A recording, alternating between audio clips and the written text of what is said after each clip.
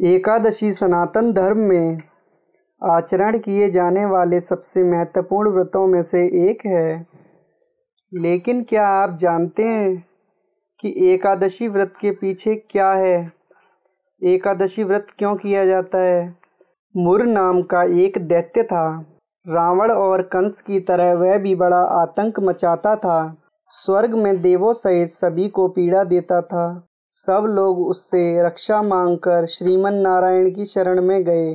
भगवान ने कहा, मैं उसे संभालता हूँ, चिंता मत करो।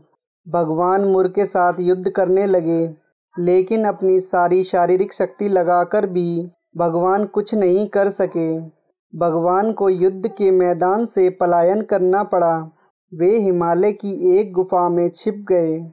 मुर भी उनका पीछा करते हुए वहां पहुंच गया। भगवान ने ध्यान करना शुरू किया और उनके मन से एक शक्ति उत्पन्न की, उनकी मानसिक शक्ति। इस शक्ति ने बाहर आकर मुर को अपनी तलवार से मार डाला। हम जानते हैं कि शरीर में 10 इंद्रियां हैं, 5 ज्ञान इंद्रिय और 5 कर्म इंद्रिय। 11वीं इंद्रिय है मन। संस्कृत में एकादशी का अर्थ है 11। चूँकि यह देवी उनके मन भगवान की 11वीं इंद्रिय से निकली थी, इसलिए भगवान ने उन्हें एकादशी के नाम से पुकारा। एकादशी माता की उत्पत्ति का दिन उनके नाम से ही जाना जाने लगा। माता एकादशी के अंतिम चरण के दौरान उत्पन्न हुई थी। इसे जयंती कहते हैं और उन्होंने द्वादशी के पहले चरण के दौरान दैत्य को मार डाला था। इसे स्मरंती कहते हैं। राजा धर्मकीर्ति की कथा। गालव मुनि का भद्रशील नाम का एक पुत्र था। भद्रशील ने छोटी उम्र से ही एकादशी का व्रत का पालन करना शुरू कर दिया। मुनि ने उन्हें ऐसा करने के लिए कभी नहीं कहा था। एक बार मुनि ने भद्रशील से पूछा कि उन्हें इस व्रत को करने को किसने कहा है। भद्रशील ने कहा कि मैं कई जन्मों से एकादशी व्रत करता आ रहा हूँ। आमतौर पर किसी को भी पिछला जन्म याद नहीं रहता। जब तक आप माँ के गर्भ में होंगे, तब तक आपको अपने पिछले जन्मों की याद रहेगी, लेकिन जन्म से ठीक पहले यह स्मृति मिट जाती है। लेकिन भद्रशील को अपने पिछले जन्म की याद उस समय भी थी। यह एकादशी व्रत की शक्ति थी जिसका वे पालन करते थे। वे एक पूर्व जन्म में धर्मकीर्ति नामक राजा थे। धर्मकीर्ति बहुत क्रूर था। उसे कोई पसंद नहीं करता था। ऐसा कोई पाप नहीं था जो उसने नहीं किया हो। एक बार वह अपने सैनिकों के साथ शिकार पर गया। उसने एक हिरण को देखा और अपने सैनिकों को उस हिरण को चारों ओर से घेरने के लिए कहा। राजा ने कहा कि जो भी हिरण को भागने देगा, उसका पूरा परिवार मार डाला जाएगा। हिरण ने यह सुना और सोचा, बेचारे सैनिक, मैं उनमें से किसी को भी कुछ नहीं होने दूंगा। हिरण राजा के पास से निकल भागा। राजा ने हिरण का पीछा किया। सूर्यास्त होते राजा एक घने जंगल के अंदर फंस गया। हिरण कहीं दिखाई नहीं दे रहा था।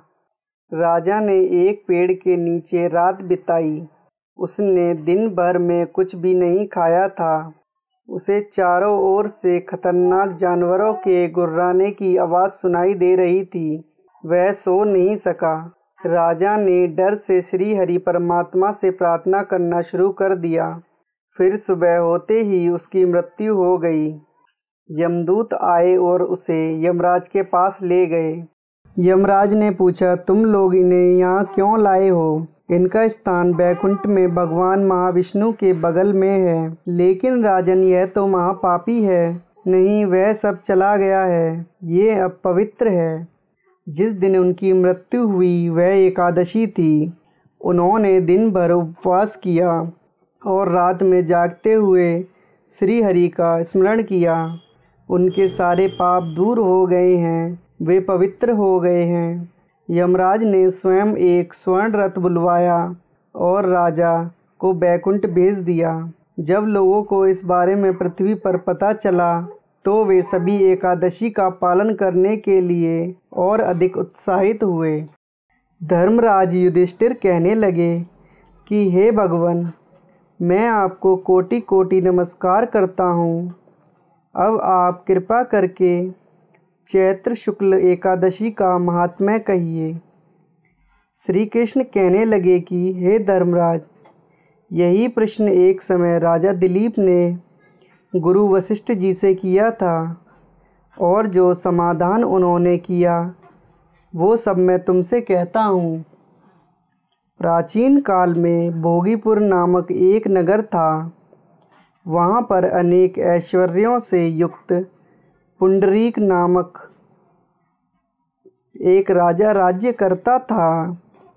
भोगीपुर नगर में अनेक अप्सरा, किन्नर तथा गंधर्व वास करते थे। उनमें से एक जगह ललिता और ललित नाम के दो स्त्री पुरुष अत्यंत वैभवशाली घर में निवास करते थे। उन दोनों में अत्यंत स्नेह था, यहाँ तक कि अलग अलग हो जाने पर दोनों व्याकुल हो जाते थे।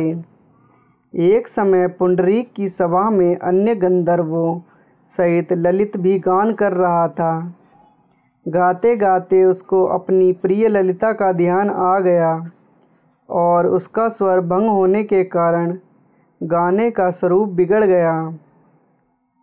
ललित ने मन के भाव जानकर करकोट नामक नाग के पद भंग होने का कारण राजा से कह दिया।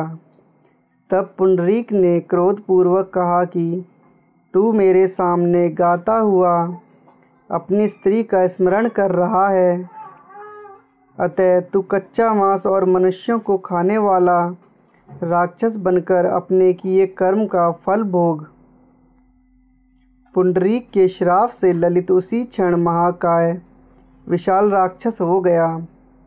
उसका मुख अत्यंत भयंकर, नेत्र सूर्य चंद्रमा की तरह प्रदीप्त तथा मुख से अग्नि निकलने लगी।